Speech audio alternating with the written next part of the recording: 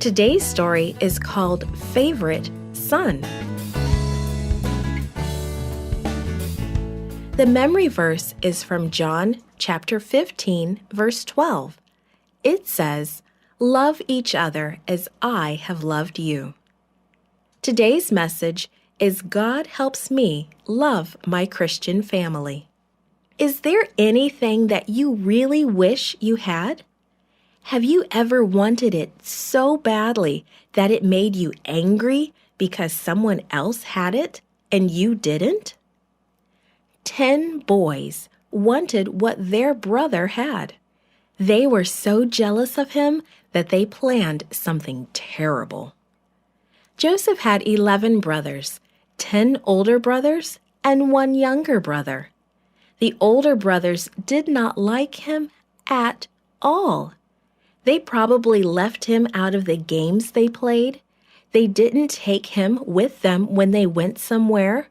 They didn't want to be around him. The Bible says they hated him. Joseph was Father Jacob's favorite son. Their father always gave him the best presents. When Father Jacob made Joseph a colorful new coat, all the brothers were jealous. They didn't think Joseph deserved nicer things than they got.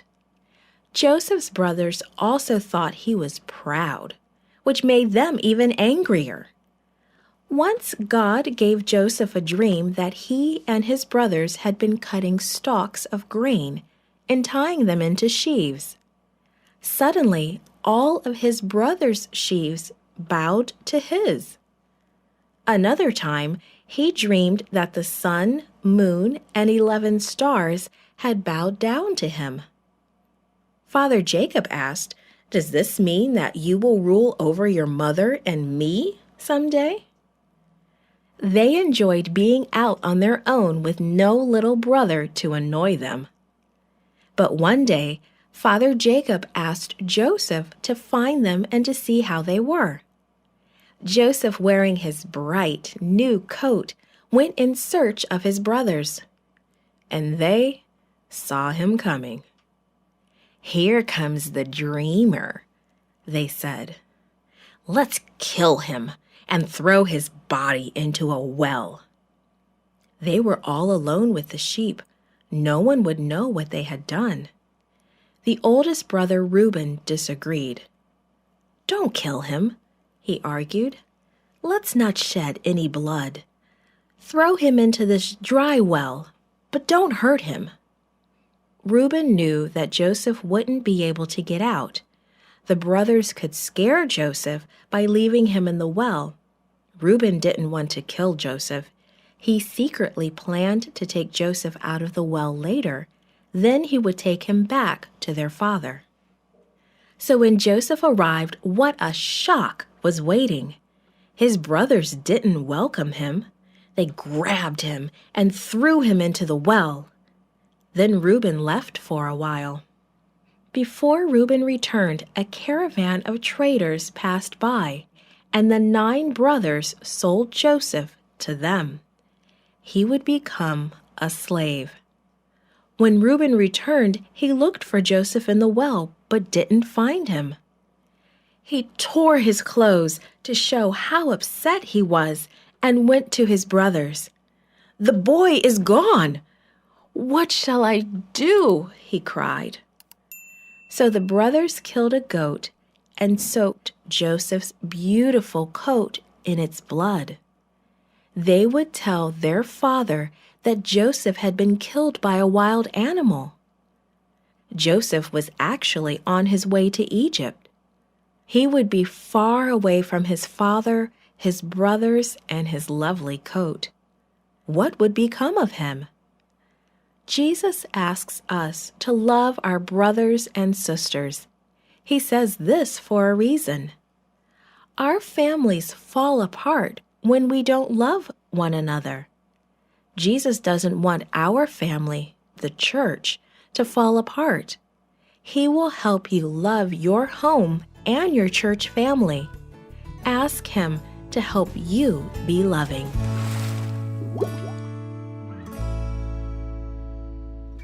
Today's story is called Don't Let Go. The memory verse is from Revelation chapter 3, verse 11. It says, "Hold on to what you have so that no one will take your crown." Today's message is when I obey God, I make the right choices in my community. Can you remember the last time someone wanted you to do something that you knew was wrong? What did you do? Did you remember what you had been taught at home or at church about living for Jesus? Did that help you make the right choice? Joseph remembered that his family's God was with him and would help him. Let's read about it.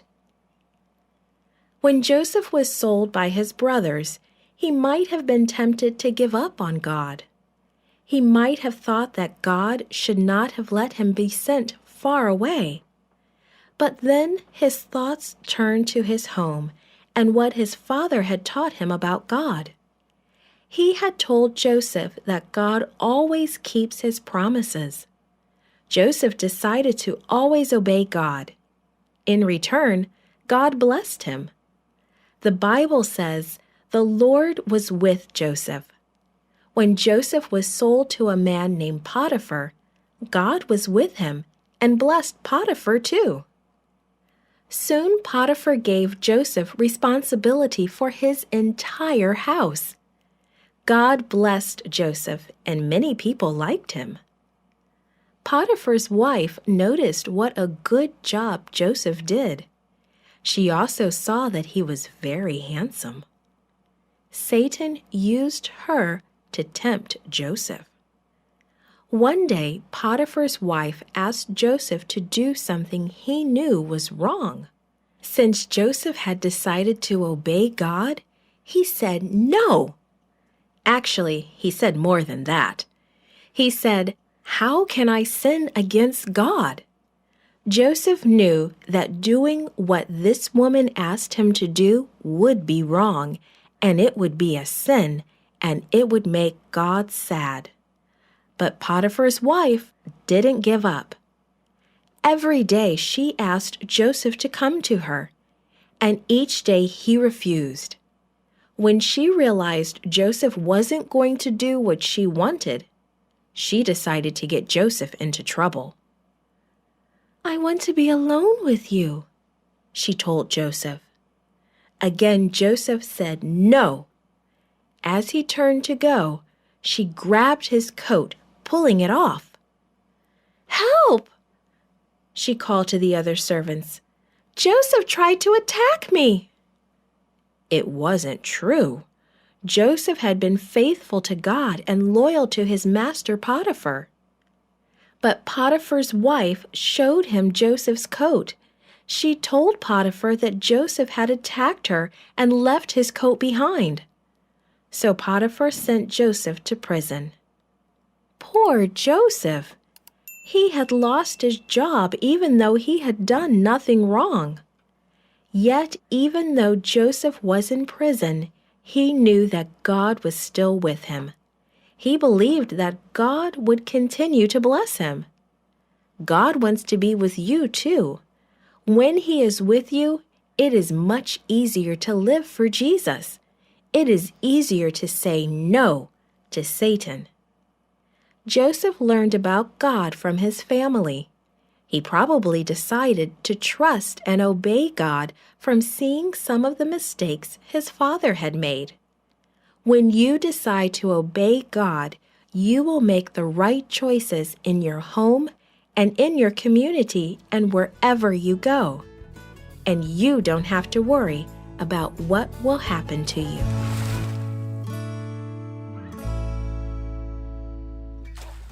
Today's story is called Free at Last.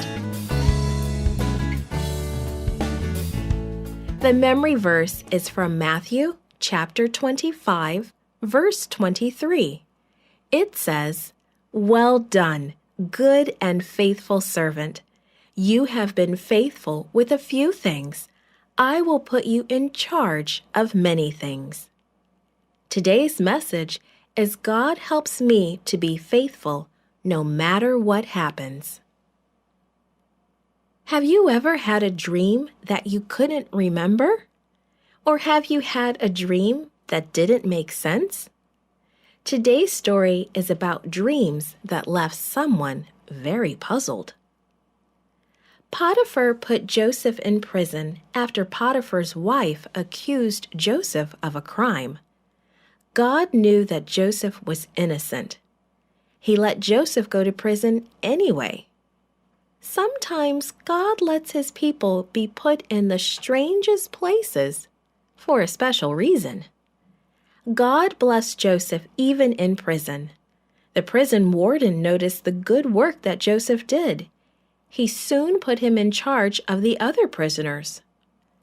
Pharaoh's cupbearer and baker were two of the men Joseph met in prison.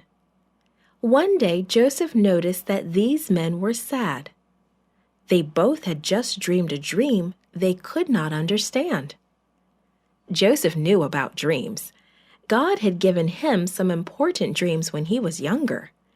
He listened to the men's stories, and God helped him to tell them the meanings of their dreams. Everything he said would happen did happen. The cupbearer returned to work for the king, but the baker did not. Joseph had asked the cupbearer to mention him to Pharaoh in hopes of getting him out of prison. But the cupbearer forgot all about Joseph, and Joseph spent 2 more years in prison after that. One night, Pharaoh had 2 dreams. In the first dream, he saw 7 fat cows eating grass on the riverbank. Then, out of nowhere, came 7 skinny cows and ate them up.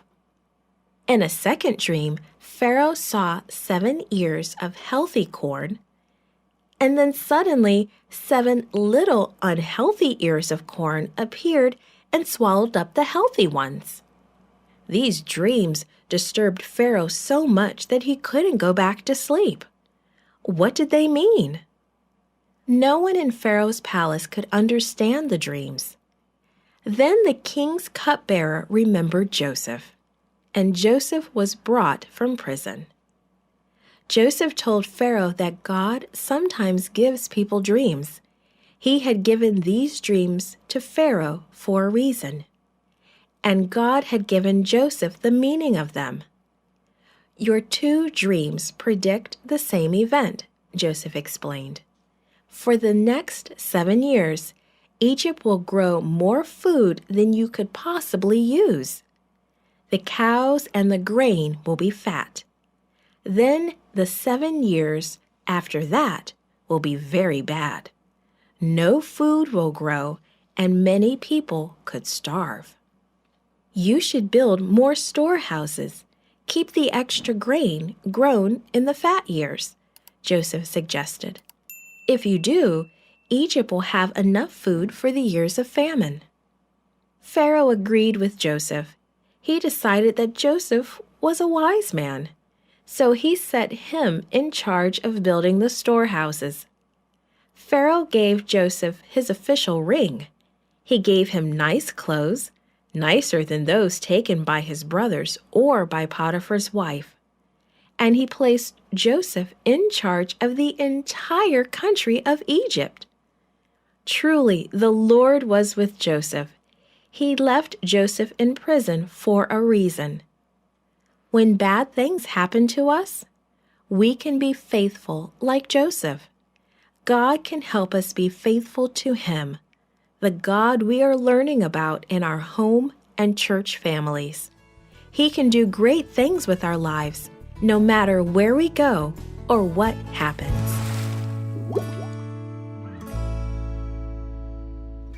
Today's story is called Finally Forgiven.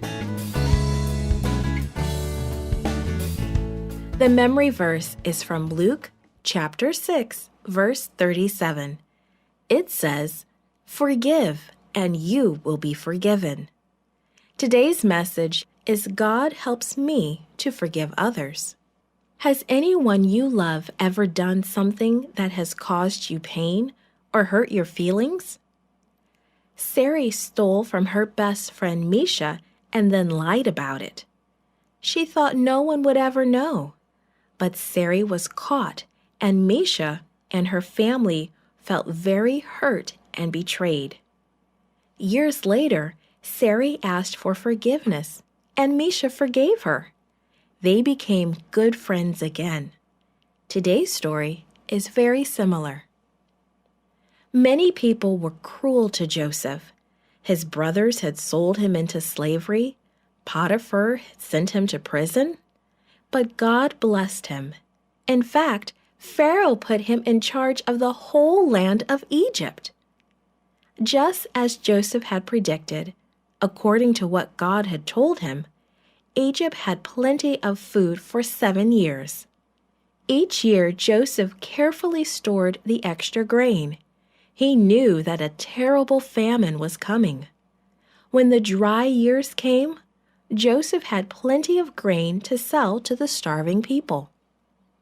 One day, 10 men arrived from a foreign land to buy food.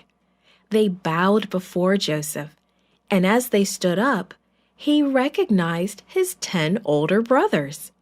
He had not seen them since they had sold him into slavery many years before.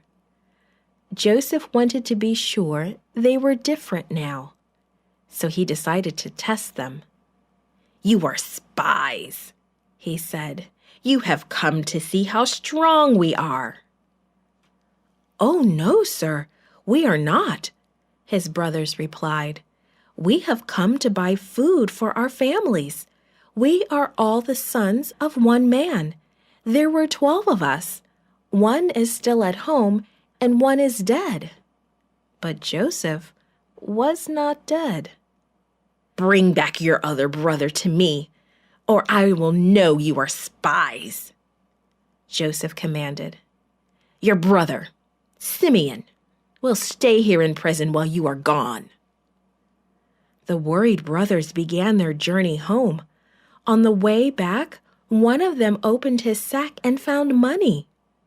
"What is this?" he called to the others. "The money that I paid for this grain? It is in my sack. What will the governor do now?" When the brothers reached home, they told their father what had happened. "We must take Benjamin back with us," they pleaded. "It is the only way to prove that we are not spies, and we need to get Simeon back from Egypt." "No, never," their father responded. "Joseph is lost to me. I cannot lose another son." A few months later, the brothers went to their father again. "Our children will starve," they pleaded. "We have no more food. We must go back to Egypt." Their father didn't want to let Benjamin go, but he knew they needed food, and they needed it soon. He finally agreed, and the brothers went back to Egypt. When Joseph saw his younger brother Benjamin, he rushed to his private room to cry. But Joseph had one more test for his brothers. Were they still jealous? Would they be eager to get rid of Benjamin? "Fill their sacks," he told his steward, "and put my silver cup in Benjamin's sack."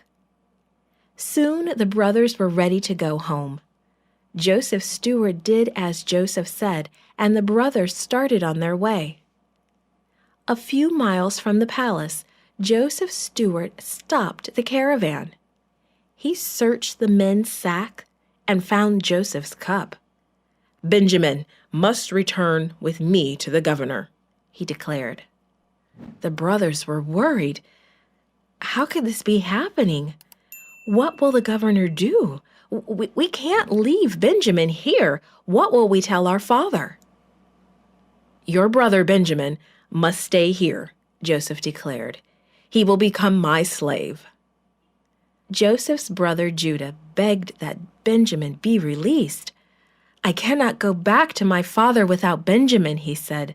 "Please, Let me stay in his place." Joseph could hide no more. He broke into tears and told his brothers who he really was. He told them about Potiphar's house and the years in prison. He described Pharaoh's dreams and how he had come to be the second most powerful man in Egypt. "It was not you who sent me here," he said, forgiving his brothers. "It was God." God was with Joseph. God truly wants to be with us too. All you have to do is ask him.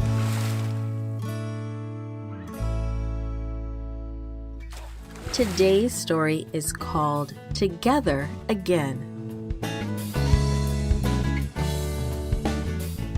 The message is from Galatians chapter 6, verse 10. It says, "Let us do good to all people, especially to those who belong to the family of believers." Today's message is God helps me serve my family. When his parents were sick, Ethan stepped up and took care of his little brother so his parents could rest a while. Ethan served meals to his little brother and helped him clean up. Do you help to serve others in your family? Today's story is about what Joseph did for his family. After being away for many years, Father Jacob had returned to Canaan with his wives and 12 sons. Joseph was the second youngest and his father's favorite. Because of this, his older brothers hated him and decided to sell him to slave traders going to Egypt. In Egypt, Joseph had remained faithful to God even when bad things had happened to him. Eventually, God had helped him to become the governor. When a famine came on all the land, Jacob sent his 10 sons to Egypt for food. Joseph was in charge of the food, but Joseph's brothers did not know who he was. Yet Joseph knew them and finally made himself known. He told them that he had forgiven them for selling him into slavery. He promised to take care of the entire family, and now the brothers were on their way back to Canaan with the good news. What a grand trip it was! They had carts loaded with food. They had new clothes and money that Joseph had given them. They had many donkeys loaded with presents for their father, and they had Pharaoh's special invitation to come and live in Egypt. He had promised that their families would have food to eat during the rest of the famine. When they got home, their father, Jacob, could not believe the news. His favorite son, Joseph, was alive? Joseph was not dead as he believed all those years? "Are you sure?" he asked his sons over and over. "Are you sure Joseph is alive? And you say he is the governor of Egypt? Tell me again. Tell me again." Finally, Jacob and his family set out for Egypt. Jacob, his children, his in-laws, his grandchildren, everybody went. Some rode comfortably in the carts that Pharaoh had provided for them. Jacob's sons rode beside the carts on Pharaoh's plump donkeys. It was a long journey, but they had plenty of food for the trip. Jacob's heart sang the whole way. He was really, truly going to see his son Joseph once again. In Joseph's home, his servants brought him the good news. "Your family is almost here," they announced. "Hurry, get my chariot ready," Joseph ordered. He drove as fast as his horses could gallop to meet his father. When he got to where he was, Joseph ran to Jacob and hugged him. Together they cried for joy. Soon after, Joseph took 5 of his brothers to the palace to meet Pharaoh. "What is your occupation?" Pharaoh asked them. "We are shepherds," the brothers answered. "Your brothers may live in Goshen," Pharaoh told Joseph. "It is the best of my land, and I will also hire your brothers to take care of my cattle if they wish." Joseph took his father to meet Pharaoh too. Then Jacob, the great man of God, blessed Pharaoh, the mighty king of Egypt. After that, Jacob lived with his family in Egypt for 17 years. Then he died. He was 147 years old. Now Joseph's brothers began to worry. Now that their father was dead, what would Joseph do? Would he finally get even with them for the terrible thing they had done? They decided to send Joseph a message. "Before our father died, he said he wanted you to forgive us for the evil thing we did to you." "You meant to harm me," Joseph replied, "but God meant it for good. He made it possible for me to help all of you." "How has God made it possible for you to serve your family? You may never be an officer in your country's government. You may never have to save your family from starvation, but you are part of a family. What can you do now to help and show love to the people you live with? What can you do to serve your church family also?" Created and produced by Falvo Fowler. This podcast is read by Frenita Fullwood for Gracelink.net. Animation and artwork by Diogo Godoy. Audio is post-produced by Faith To at Studio Elpizo in Singapore. The theme music is by Clayton Kinney. The audio engineer was Maurice Bailey.